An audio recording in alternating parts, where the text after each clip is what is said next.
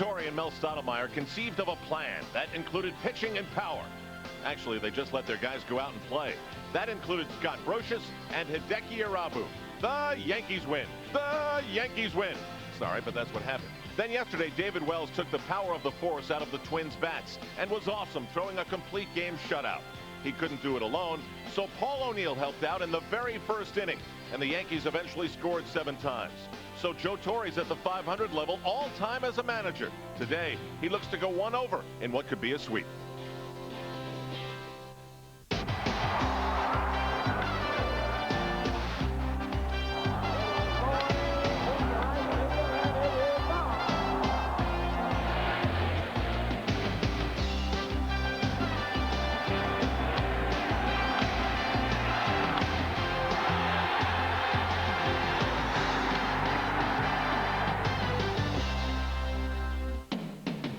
MSG is the network for New York Yankees baseball, and we welcome you back to the most historic place in sports. Today at Yankee Stadium, the Yankees go for the sweep. In their way is starter LaTroy Hawkins for the Minnesota Twins. David Cone hopes to keep on rolling along today in the Bronx. And what an absolutely glorious day. Get here any way you can if you still have time. The house that Ruth built is filling up for the Yankees and the Twins today, and we're glad you could be with us wherever you're watching the Yankees on MSG. In the sunshine today, it will be the Yankees and the Minnesota Twins. The Yankees have taken the first 2 of the series, the first 6 games of this homestand. And yesterday, last night at the stadium, you saw just how special a perfect game can be, because David Wells had just as good a stuff as he did when he threw the perfect game against the Minnesota Twins earlier this season. In fact, it's hard to imagine that you can have better stuff. He lived in the strike zone, made his own plays to help himself out. And the Minnesota Twins, oh, sure, they got 4 hits, but still they were scattered. None were really hit hard. And when the game was over, even Paul Molitor, headed to the Hall of Fame, had an 0 on his scorecard. This is his ground ball out that ended the game as David Wells, for a 3rd straight game, gets a win via the complete game. No Yankee pitcher's done that since Ron Guidry in 1983. He was economical, too, throwing only 101 pitches. Well, on this beautiful day, we've got a lot to talk about, and to get that started, let's go upstairs to Jim Cott and Ken Singleton. Guys? All right, thanks a lot, Al. Was that really him behind those designer shades? I didn't recognize him. You know, we're so caught up in this magical season the Yankees are having. Sometimes we lose sight of the great individual years, and Derek Jeter's having a phenomenal season. He certainly is, Kenny. He comes in today with a 4-game hitting streak. We'll go back and look at the opening game of this series. Derek Jeter had 2 hits on that night, including this one. A solid line drive that's going to score actually 2 runs. He'll get credited for 1 RBI. Marty Cordova overruns the ball in left field, and another run will score as Knobloch comes home. The Yankees on the way to the 7-3 victory. Then last night, Jeter had 3 more hits. 3 hits have propelled him into the 6th spot in the American League in the batting race, and he's hitting the ball to all fields with authority. 3 for 4 in last night's game, almost a 500 hitter in the last few. A career high 14 home runs, and he is methodically establishing himself as perhaps the best Yankee shortstop ever.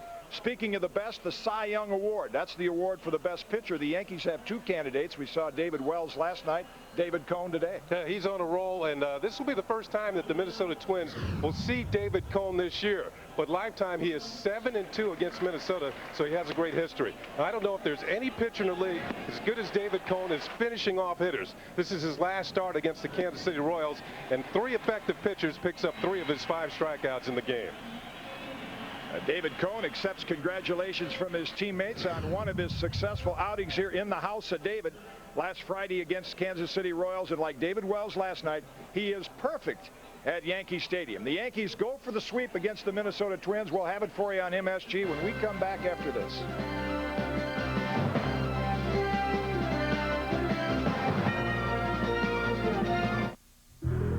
You may find yourself strangely obsessed, captivated, mesmerized. You can't help it. It's beyond your control. You are not alone.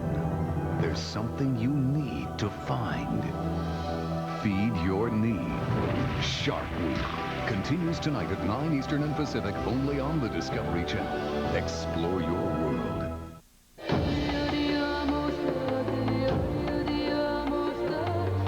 Today, we could be part of someone's wedding. Tomorrow, we could help Lisa Powell win a new account. This evening, we might bring sweethearts together.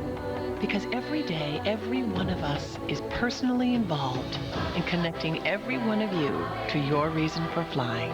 And we all have the same reason for doing it well. You. Delta Airlines, on top of the world. With Snapple's new Win Nothing Instantly game, the desire to win nothing is starting to catch on. That's it, number 7. Stay back there, number 7. Way to lose, Benny! With over 1 million prizes of nothing like no rent and no phone bill hiding under Snapple caps, you'll never look at winning nothing the same way again.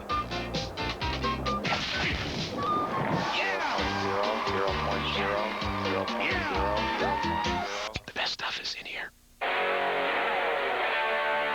He had the most beautiful swing. It was like nothing I had ever seen before. He would practice all the time. Broke every window in the neighborhood. He went on to do things with physics I didn't think possible. When you're using an American Express card, nothing's out of bounds. Boundaries are for golf, not life.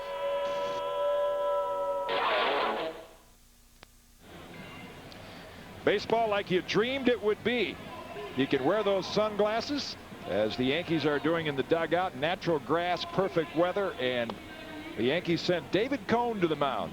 So things are in pretty good shape for them. Looking for win number 17. And when you look at those numbers, Kenny, the strikeout to walk ratio, I think, is the best that David Cone has had in his career in quite some time. They're in from everywhere. A lot of youngsters at the stadium today. And let's check out Tom Kelly's lineup, brought to you by Bob Stores. Otis Nixon, the old-timer, leads it off. Then Brent Gates, Paul Molitor, Ron Coomer. Terry Steinbach bats fifth. Matt Lawton, Alex Ochoa, Todd Walker, and Pat Mears. Defensively for the Yankees behind David Cone this afternoon. The Yankees and the Twins will finalize this series. In the infield, Brosius, Jeter, Knobloch, and Martinez. In the outfield, Raines, Williams, and O'Neill. Joe Girardi, as usual, behind the plate with David Cone on the mound. And the only change the Yankees have made from yesterday defensively, Tim Raines will be out in left field. So he draws the sunny day out in left, and you can see he's prepared with the sunglasses.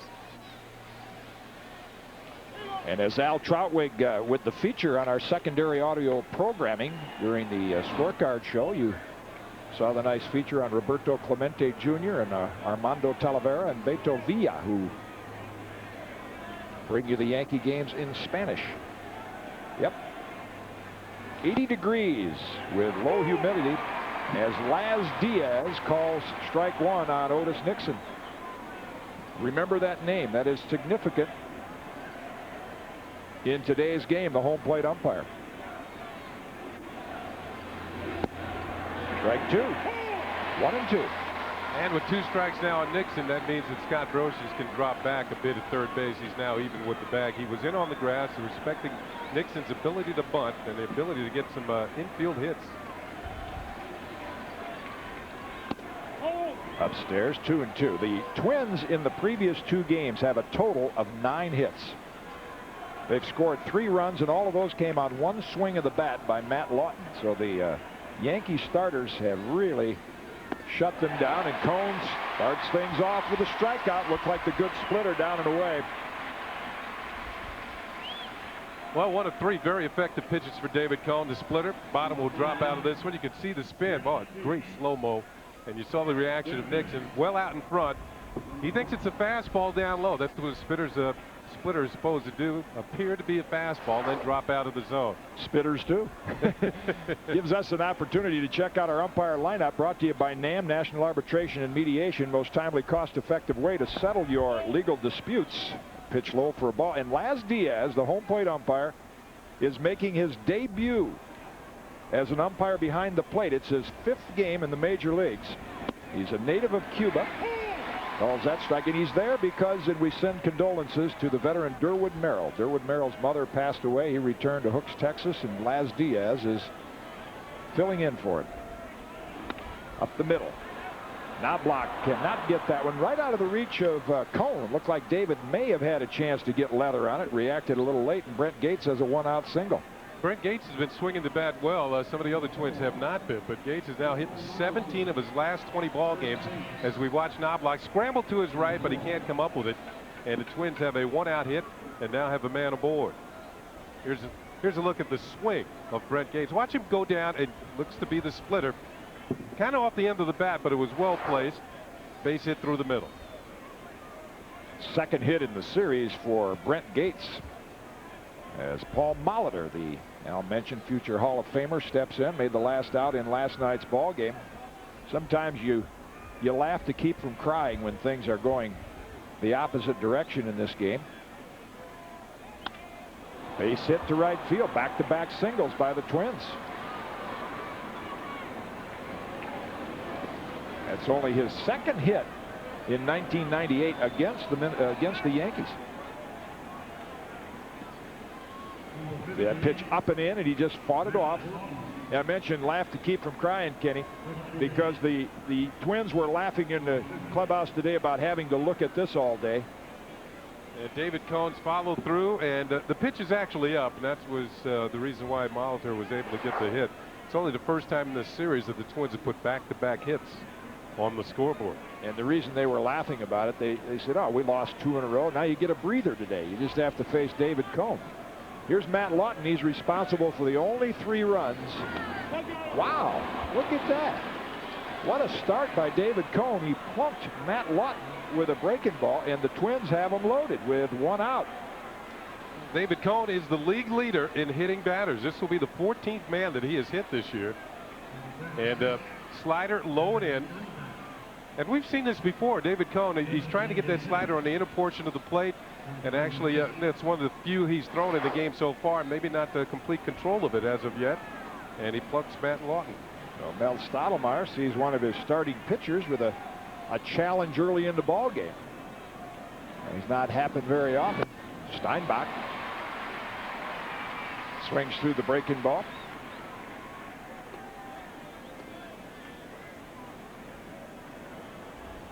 Steinbach, the DH in today's game.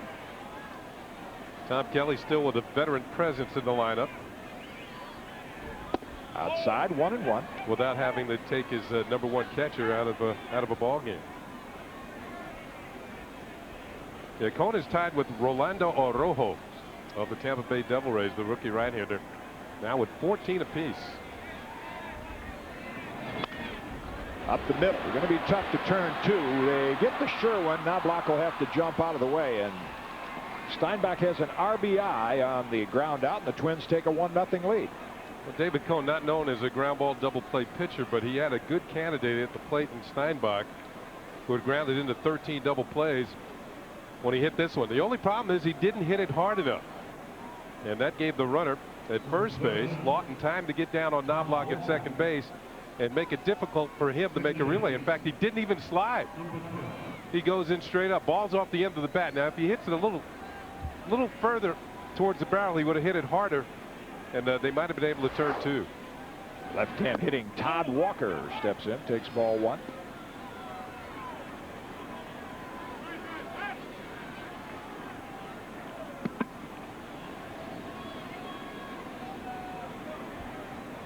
Walker, like Paul Molitor, has been shut down for the better part of the year by the Yankee staff. If it were not for the Yankee starting staff, he might be leading the league in hitting. Molitor at third and Steinbach at first. Of course, we will see the league's leading hitter when the Yankees come to bat, either in the first or second inning, Bernie Williams. Tino Martinez on a couple of hops. So it was just the hit batsman that cost David Cohn a run in the first. The Twins take a rare lead against the Yankees, 1-0. Yankees coming up against LaTroy Hawkins when we come back. You're all set. Have a pleasant flight. Great. Here you are, sir. A 2-door spec. Spec? Our junior executive suite.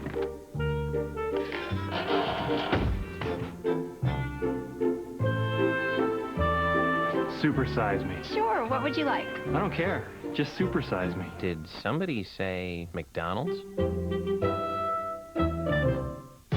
It began as the product of meticulous Japanese design, but it was sent to Europe for finishing school. It was tested on Austria's Alpine roads, refined on Germany's autobahns, and chased on England's racetracks. Now the car that's proven itself in Europe is crossing the pond. Introducing the all-new Infiniti G20. Born in Japan, educated in Europe, now available in America. Damage, the first digital camera with a move and zoom lens. A 3-foot cable shoots over the crowd's head, behind your back. Shoot up a storm, then download only the best into your PC. Yes, Damage V, the digital camera with a fast, straight detachable lens, only from the mind of an author. New York Yankees baseball is brought to you by the irresistible taste that makes you say, did somebody say McDonald's? By American Express. Wherever you are, whatever you're doing, American Express helps you do more. By Jeep, the most award-winning brand of 4x4s on earth. And by Nobody Beats the Wiz Home Entertainment Centers. Al Trautwig described it perfectly. A glorious day in the Bronx. As you pan around the look at outside Yankee Stadium, but back inside, LaTroy Hawkins will take the mound for the Twins, making his 25th start. He was actually the losing pitcher in David Wells' perfect game. Let's check out the Yankee lineup today, brought to you by Bob's Stores. Great buys on brands you wear. A couple of changes. Knobloch, Jeter, and O'Neill at the top. That's the same. Then Bernie Williams, Martinez, and Strawberry. But Tim Raines is in left. Then Scott Brocious and Joe Girardi, as usual, catching David Cone, bats ninth. Time to check out the Twins defensively, and we'll start in the infield. It's going to be Gates, Hocking, Walker, and Molitor. In the outfield, Lawton, Nixon, and Coomer. Valentine will be the catcher this afternoon. Check out the first baseman, Paul Molitor, making a start over at first base this afternoon. He's usually the designated hitter, but Tom Kelly moving some people around. Ron Coomer's out in right field. He started 3 different positions in 3 games for the Twins in this series. Valentine will be doing the catching, and Lawton moves from right to left. So Tom Kelly trying to shake things up defensively, maybe hoping it will translate to the offense as well. Knobloch will lead it off with that career high 15 home run total. I think there's a story even behind some of Tom Kelly's changes, Kenny, and his managing philosophy. You would expect today that David Ortiz, a left-hand hitter, would be in against David Cone, but Tom Kelly's saying, he's in a slump. I'm not going to subject a young hitter to a day against a guy like David Cone. LaTroy Hawkins, 6'5", a little over 200, and a hard thrower. He pitched quite well in a losing effort in that perfect game. There's a scouting report on him. Improving changeup, perfectoed. He was the one that lost to David Wells. And look out for Bernie. Bernie's had 9 career at-bats against LaTroy Hawkins and has taken him deep 3 times. In on the hands, grounded out to short. Denny Hocking is there, and the toss across the diamond to Molitor. 1 down in the Yankee first. Knobloch back to the dugout, and we saw Denny Hocking last night in center field. Hocking has played 5 different positions. I guess we should have highlighted the whole Twins defense because they got players who can play everywhere. I wonder if they have extra large equipment bags. I mean, they got to carry 3-4 different gloves with them, those Twins players. Hocking at short today, and as you mentioned, Coomer has been at third, at first. Now he's in the outfield. Derek Jeter, as we highlighted in the open of our telecast today, is on his way to becoming the all-time home run leader as a shortstop in Yankee history. He's got 14. Roy Smalley holds the record at 16. Good fastball outside for a ball. You're right. Hawkins does have a live fastball. Good athlete. He was a all-state performer in basketball back in Gary, Indiana. Still lives there.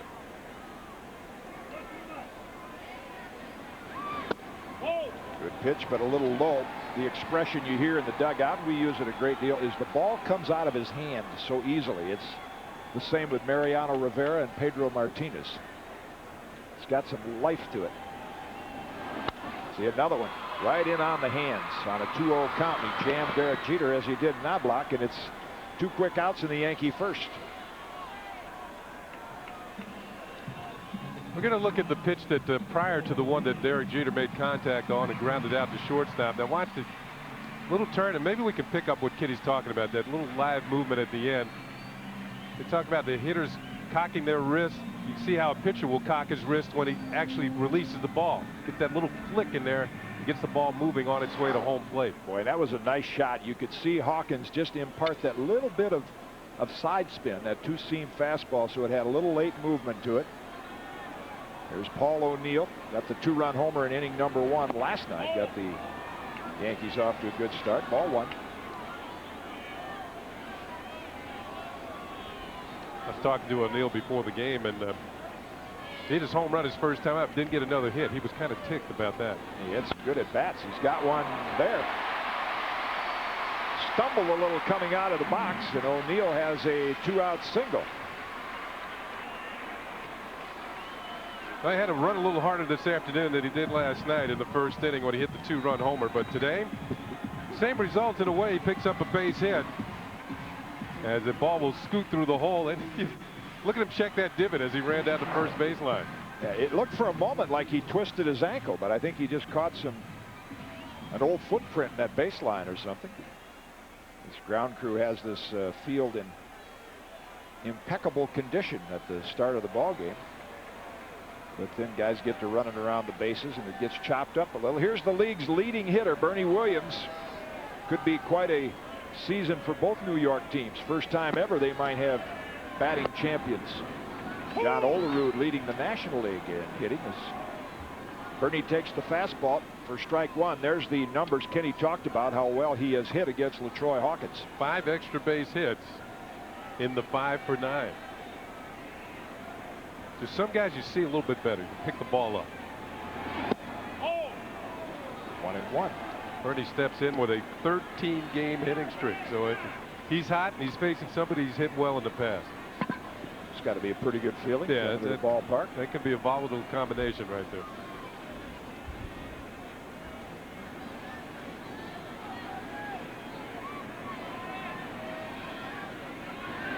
Ooh. Good swing there. See, that's a feeling a pitcher has never experienced. I have never gone to the ballpark and said, I'm really looking forward to facing so-and-so. Even though you've gotten him out quite a few times, there's another look at that rotation. Yeah, but Bernie, well, he was right on that, and I know that Bernie feels he should have hit this ball a little bit harder instead of fouling it back. LaTroy Hawkins followed through. Nice long stride, as you might expect for a guy that's 6'5", and you can see the direction of his front foot as he kind of twists it as he delivers. Up the middle, but he knocked it down. There's the athletic ability of LaTroy Hawkins, and Bernie Williams hit it hard, but Hawkins finally retired him. And after 1 inning of play, the Yankees found themselves in a position they're not often in. They trail 1-0 back after this. Pro football is back, and Giants fans can't get enough of the Big Blue Wrecking Crew. Get all the latest team news on the Giants training camp report Thursday night on MSG. The Hall of Fame salutes Latinos in baseball by remembering the great Roberto Clemente. Here's Clemente's throw coming in. It's on the target. Zangief has it. He's out.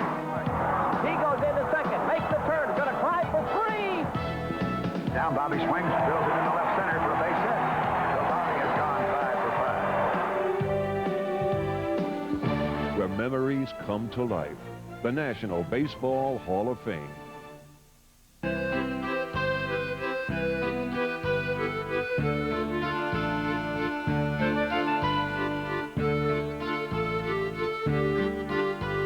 Because our neighborhoods are as distinct as our taste in sports, MSG has created International Sunday, a time when fans everywhere can watch their favorite games played around the world. From soccer to Australian rules football, it's International Sunday, only on MSG Network.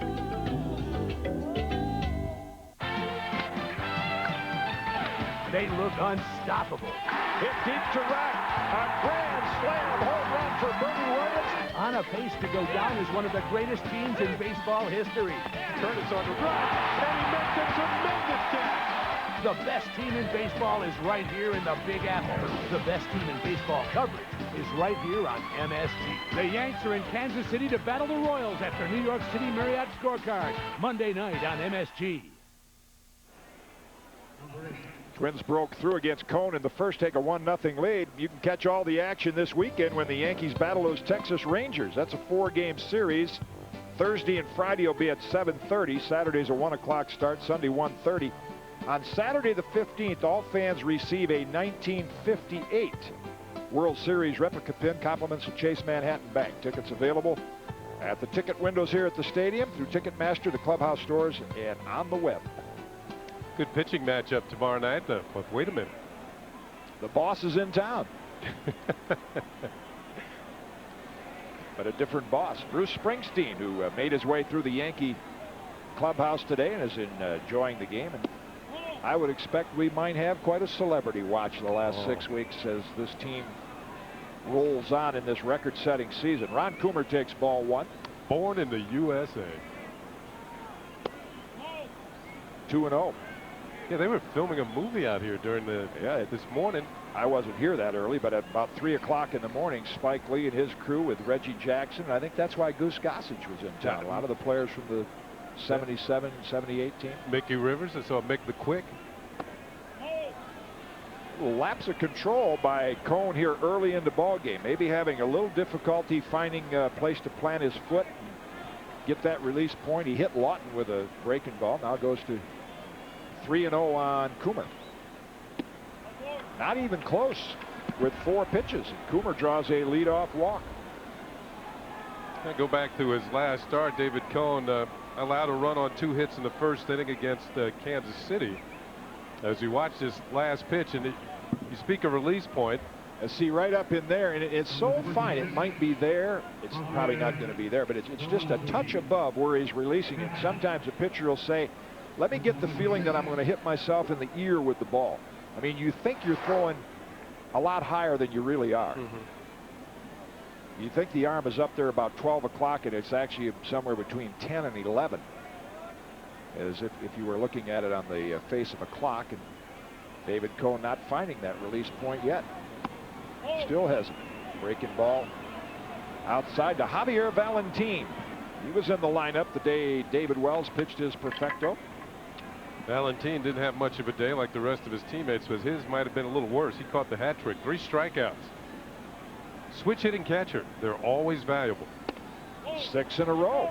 And Girardi's going to tell Cone, a catcher can go out and say, this is what I see. Timmy McCarver was great at that. He'd say, I don't know anything about what it feels like to be a pitcher, but this is what I see as a catcher. Their arm is too low. Again, that's a little too low. You'd like to see it almost make an L right there. And the pitch, as usual from that position, will sail high and away.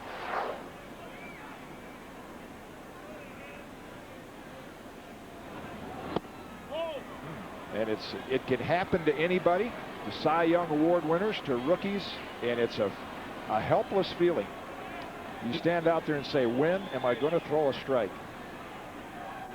It takes your mind completely off pitching, as I'm sure it has for David Cone right now. The last thing he's thinking about is throwing a ground ball to Denny Hocking. And Mel Stottlemyre is going to come out to talk about what we've been looking at. That release point. See, again, it isn't much, but it's probably just a smidge too low, and maybe Mel has picked up something from the bench, and all of the pitches have been high. Well, David Cone has hit a batter and walked 2. He didn't walk anybody in his last start, so you can see that he's fallen into a bad groove right here. The other thing you go through when you're a starting pitcher on a Yankee team, or if you've started on some really good teams and you're playing one of the second division teams, is mentally sometimes you have to really get yourself overly jacked up. You know, you have a tendency to get out there and not that you get lackadaisical, but things have come so easy for the Yankees that you have to play a little game with yourself if you're David Cone. Say, hey, this is the 7th game of the World Series. I got to really get with it. Speaking of little game, the Yankees are expecting the bunt from Denny Hocking as Brocious and Martinez in on the grass. Did not show bunt. One of the reasons he might not, I see he being Tom Kelly, bunt, is that Otis Nixon is on deck. Otis is not a guy you think of that would drive the ball to the outfield a lot, so we'll see what Tom Kelly does. 9 in a row now out of the strike zone. Maybe they're just going to wait until he can finally throw a strike and then decide whether to bunt or not to bunt.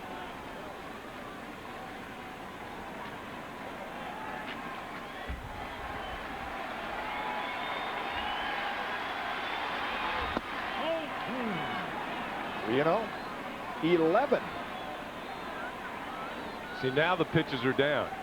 You want to get the ball somewhere in the middle there.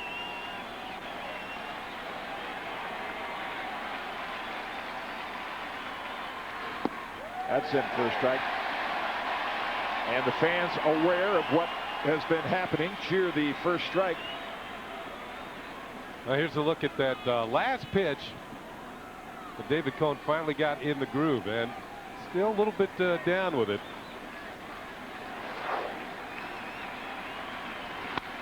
Popped up. Best thing could have happened from a Yankee standpoint.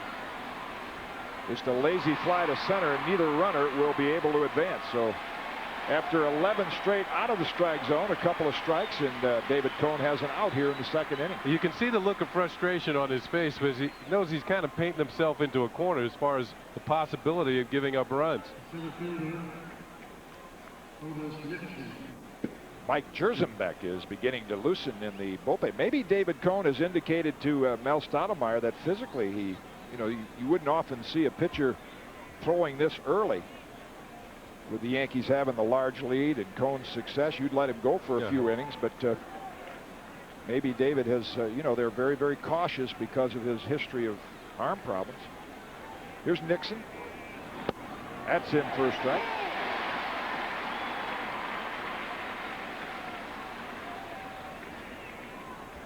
Now this one's painted. It's not just a strike to be thrown down the middle just to pick up a strike. This went right to the corner. That's a good pitch.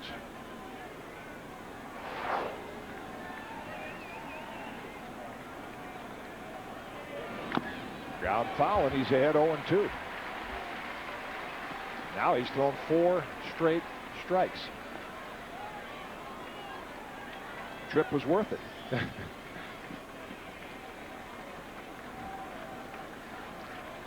Otis Nixon with only 8 extra base hits this year. I think that's why Tom Kelly did not use the sacrifice bunt. Only 17 runs batted in, too. Yeah. High, 1-2. Tried to drop the backdoor slider in on Nixon. Gates has a base hit. He waits on deck. Now what I mean by the backdoor slider, you can see the pitch as it approaches the plate. You want the left-handed hitter to give up on it, then have it tail back or towards the middle for a strike. Popped up near the dugout. That's going to reach the seats. We mentioned that Nixon is sort of like a slash and dash hitter, Tom Kelly, in the dugout. And the Yankees play him accordingly defensively. Tim Raines in left field, very shallow. Bernie Williams the same in center and over towards the gap in left center field. You can see that they're straightaway center. And the big gap is in right center field and down the line in right. So Paul O'Neill going to have to cover a lot of ground. And it's going to be hit toward O'Neill. He'll play it on a hop. Runner at third being held as O'Neill gets it in quickly. And again, for the second inning in a row, the Twins have them loaded with just 1 out. I think David Cone is more concerned with throwing strikes rather than making good pitches at this point. So this is a slider, but it kind of hung right in the middle of the plate. You saw Girardi reach back towards the middle. The pitch was designed to go to the outside corner. There is Coomer at second. Now the ball's hit much too hard, and they respect Paul O'Neill's arm. He's one of the league leaders in assists. You can see the pitch almost directly down the middle of the plate. And Nixon with a solid line drive single to right field. You see him loaded, and the Yankees at double play depth in the infield as Gates steps in. Nice block by Girardi. You're exactly right, Kenny. Going through that as a pitcher, instead of thinking pitching, you're thinking just throw strikes. If it's mental and not physical, sometimes the best thing to do is call timeout, walk back to Derek Jeter and say, did you see that new movie out lately? Just get your mind off baseball. Yeah. That one with Nicolas Cage in it, or what'd you think of it? You just get your mind off the fact that you aren't able to throw strikes. Jam shot. That'd be a tough turn. Jeter to Cone. They do it.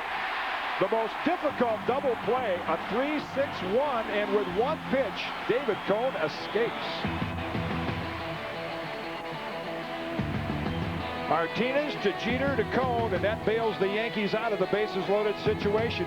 1-0 Twins. Back on MSG after this.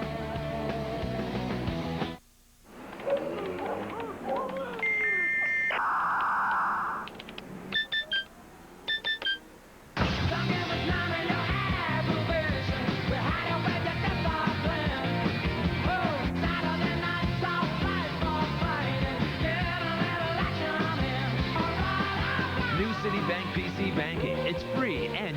$25. Call 1-800-377-5237. Who says a bank can't rock and roll?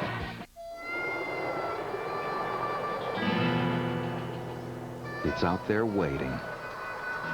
And in all our years of experience, we've learned one thing. You're not the only one who depends on good brakes.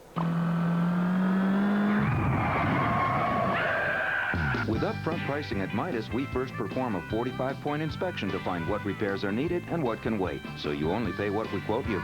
Come into Midas today, because you never know what you might run into next.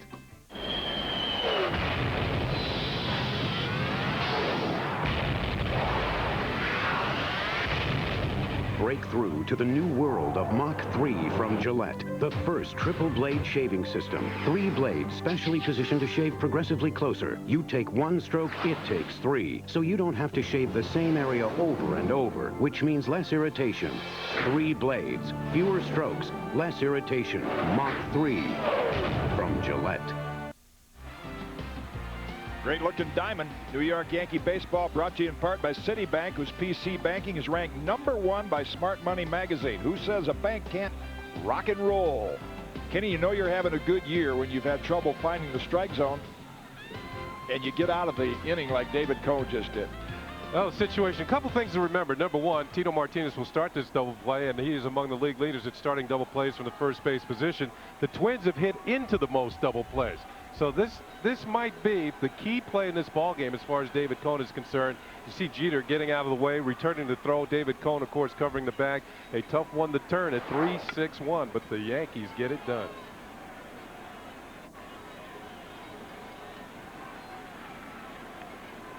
And Tino Martinez, who started that double play, will lead off the Yankees second.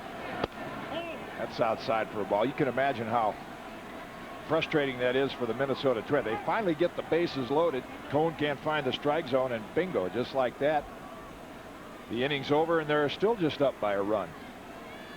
Tom Kelly has seen his ball club hit into 122 double plays. That leads the league. Ooh, fouled out of play. A mediocre fastball would have been hit hard there. Check out our New York Marriott Marquee matchup. Career numbers by these two pitchers. Hawkins 1 and 2. That second loss to David Wells' perfect game. As Kenny pointed out earlier, David Cone has pitched well his entire career against the Minnesota Twins.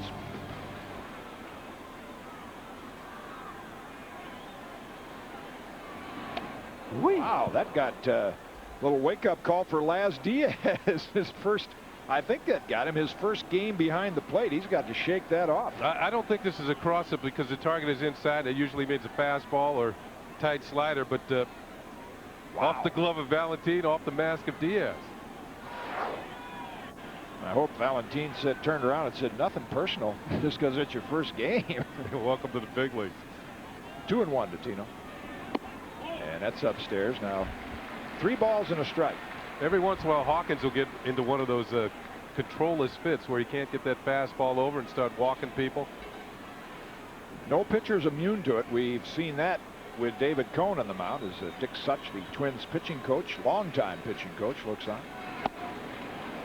Full count.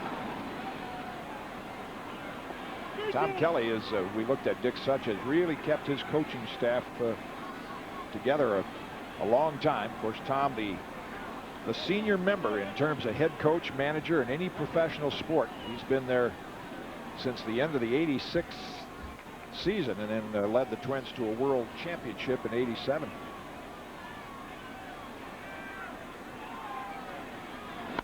Hit well, but Nixon, who is playing near the warning track, Otis plays a very deep center field, puts that away, and there's one down. Kenny, Luis Sojo, when Derek Jeter first started playing, he approached Jorge Posada and said, do you mind if I tell your buddy Derek Jeter a little bit about playing second base, particularly on the double play? And what Sojo has tried to get Jeter to do is use the bag for a little bit of protection, so you don't come across the bag right into the runner and get hit. You use the bag as a little protection, so when the runner hits that, he stops. Strawberry swings through it for a strike. And I think early in his career, Derek would come flying across the bag, and you'd get hit by the runner, and you wouldn't get as much on the throw.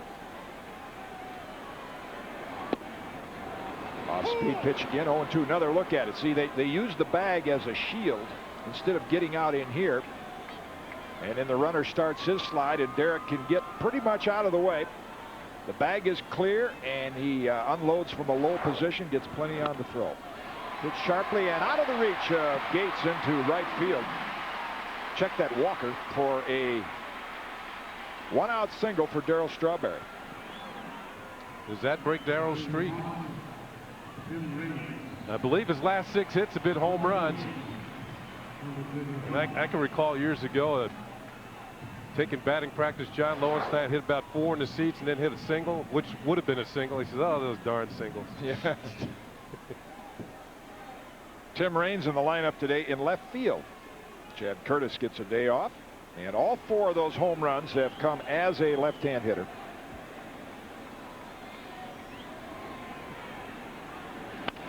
Sharply in the same spot. That's out of the reach of Walker. Strawberry will have to stop at second. Back-to-back singles here with 1 out in the Yankees second. Yeah, Walker had even less of a chance on that one because he was playing at double play depth. And when infielders do that, the middle infielders, they cheat a little bit more towards the bag. So hitters have been taught, or at least told, to try and pull the ball through the holes because they're a little bit more open in a double play situation. There is Molitor holding on, and you see that Walker really had no chance at that one. About the same speed that Strawberry's was hit, but he almost got to Darryl's ball. No chance on that ball by Raines. So that'll bring up Scott Brocious. If you're a Twins pitcher, you say, well, we're working down the bottom part of this order, so things should get a little easier. But check out Brocious' numbers, home runs and RBIs, as he takes strike 1. If he were in the Twins lineup, he would be a cleanup hitter. Matt Lawton, the Twins cleanup hitter, has 14 home runs and 60 RBIs. And Brocious, Jeter, and Knobloch would all qualify for those kinds of numbers. And yet Scott hitting in the 8th spot, the most productive hitter in the bottom third of the order of anybody in the American League. As we look back at some of the other great years, Kevin Elster in 1996. 0-2. The Elster with that production left the Rangers, signed with the Pirates as a free agent. Rangers really suffered. Got Elster back this year. Elster is not having the same type of year. Now they went out and got Royce Clayton. So sometimes what goes around comes around. He had that one magical season.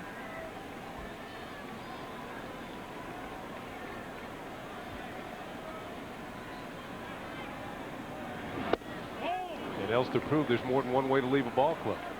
Right. As a free agent, and you could also be released. Yeah. You go on your own terms, or you can go on management's terms. Slider missed, and it's a ball and 2 strikes to Scott Brocious. Girardi, the number 9 hitter, waiting on deck.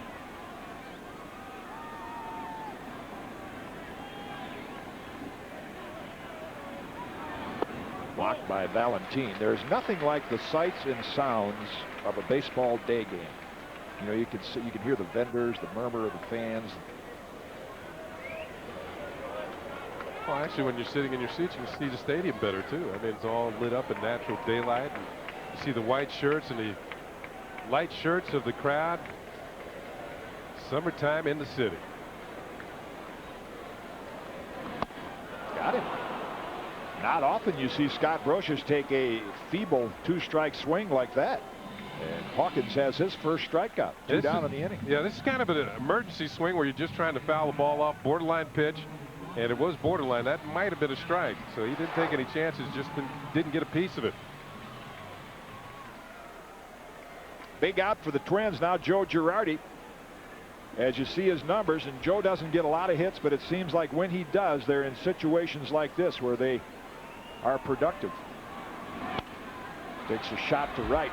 That foul ball tells you a lot about Hawkins' fastball. I mean, the way you beat the Yankees is like Tom Candiotti did. You're going to have to get a good performance out of your starting pitcher.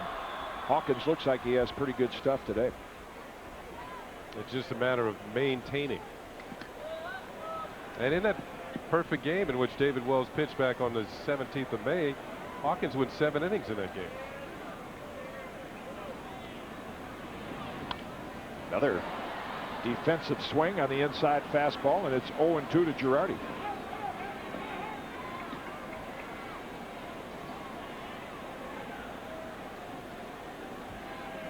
Twins drafted Hawkins back in 1991. He's pitched parts of 4 seasons with him prior to this year, when he has now established himself as a regular starter.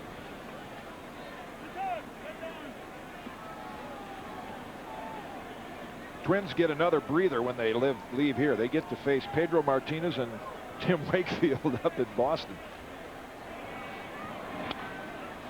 Fouled out of play again. You can see the graphic on Hawkins, and that's been the problem with the Twins starters, not getting deep enough into the ballgame. Now, we've seen it the last 2 nights where the starters have only gone 4 innings apiece. And here's the motion of LaTroy Hawkins in the follow-through. As we mentioned, a very good athlete, all-state performer, baseball and basketball. Played against the big dog, Glenn Robinson, who, of course, now with the Milwaukee Bucks in the NBA. Look out, Joe. Up and in, and look out in the stands as well. A check swing foul. All the pitches have been right up in this zone. You see Valentin shift in. Now he actually misses the target, but he gets a piece of the bat on the check swing. Now watch the motion of LaTroy Hawkins. Boy, and you look at the torque on that elbow, and you wonder why pitchers come up with strained ligaments and rotator cuff problems. And got it. Perfect pitch to Girardi, and back-to-back strikeouts by LaTroy Hawkins ends the Yankee threat. He's off to a good start to try to stop the Yankee winning streak. The Twins lead at 1-0 back on MSG after this.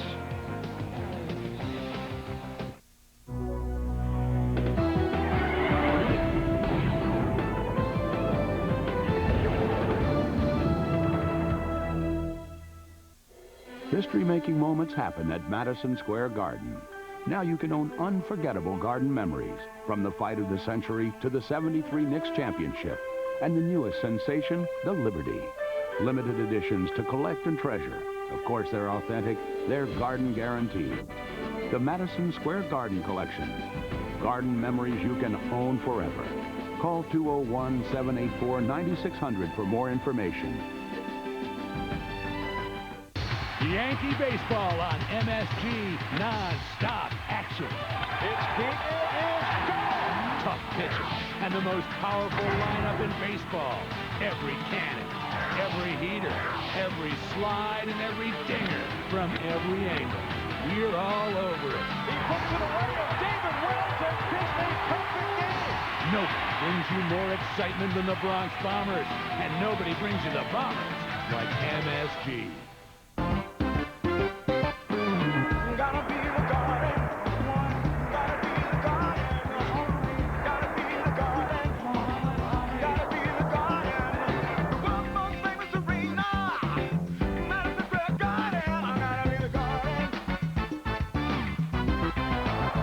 The left to the body, the right to the door.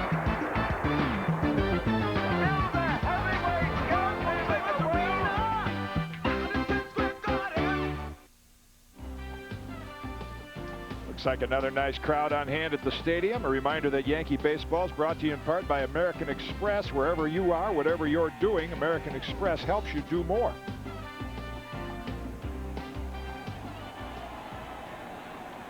David Cone, through the first 2 innings, has thrown about as many pitches as David Wells did last night through 6 innings. So he's had to really labor, as you see, and most of them have been out of the strike zone.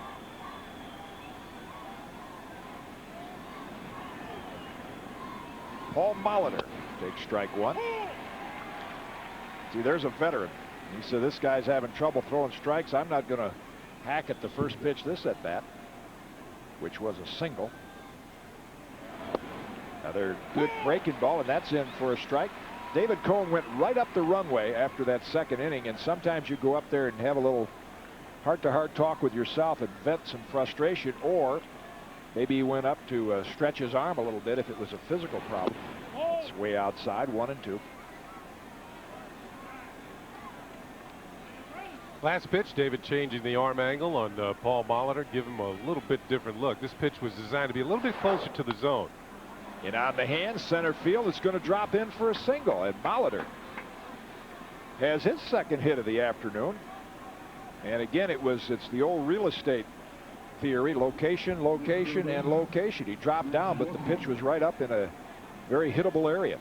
Now 3,274 4 hits for Paul Molitor, and the next on the list we mentioned the other night is Willie Mays with 3,283.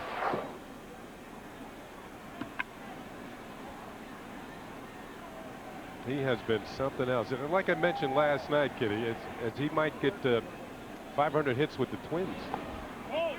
Low for a ball. He had over 500 with Milwaukee, and of course over 500 with the Jays, so he might do that with 3 different teams. That would be rare. There is someone who did it with 4 different teams.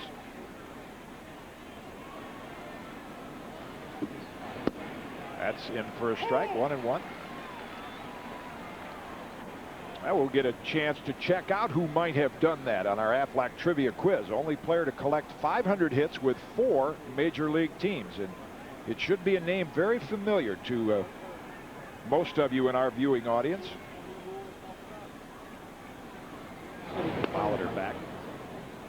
Back to Cohn's dilemma so far, Kenny. The one thing that David usually does a lot is he hesitates. He almost stops in the middle of his motion to gather himself. He doesn't seem like he's doing that as much today. That's like, you know, kind of he hangs that leg like Arabu does, and then it gives you a little chance to, pitchers call it, gather yourself, and most of the time it's easier to get the ball down when you do that. Your arm catches up with your body.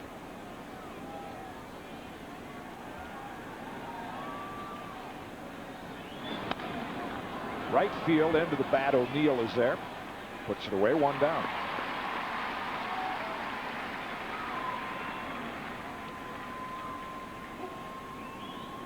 Can make a good pitch to Lawton, who hitting coach Terry Crowley of the Twins feels is a hitter that's really about to step into his own. Off the end of the bat, you saw the movement of the pitch away from him as we watched David Cohn's motion. About right there is where he hesitates a bit, but not as much today as Kitty mentioned, but he does get an out on this pitch. Took just enough off to get Lawton out in front. There's the veteran Terry Steinbach. That pitch up in the strike zone. Steinbach got the RBI on the ground ball in the first inning, force play.